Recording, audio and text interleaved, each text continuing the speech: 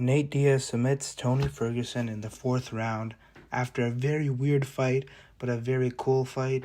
Man, this fight was just legendary seeing these two icons of the sport go at it, even though they're not in their prime whatsoever. But it's just so cool seeing them go at it. And man, this fight was exciting. It had everything. It had drama, it had suspense, it had comedy.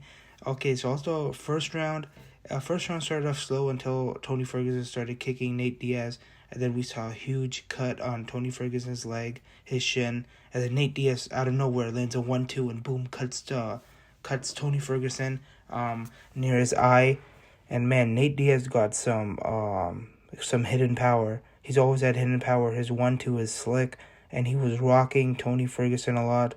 It wasn't like Tony Ferguson wasn't really low rocked. It was more of stumbles. And Tony Ferguson's chin isn't the same. He shouldn't have came back 3 months after the Chandler KO. That was too soon and bad on his management. But then in round two, Tony Ferguson came back with leg kicks. I think he landed at least he landed over 10 leg kicks in round two. And man, Nate Diaz, when Tony Ferguson landed those leg kicks, Nate Diaz would just go to the fence. I'm sorry, this was round three. And in round three, when Tony Ferguson was landing his leg kicks, Nate Diaz would just go to the fence and take a little break, and Tony Ferguson would let him take a break. Tony Ferguson, both of them had so much respect for each other.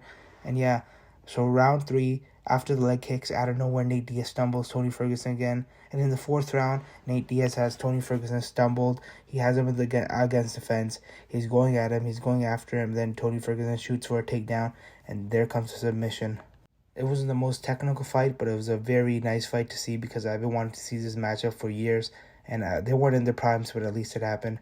So basically, Nate Diaz said he's going to another sport. It's probably going to be boxing, but he said he'll come back, which I don't see happening.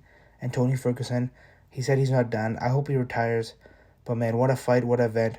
Thank you guys for watching and have a great day.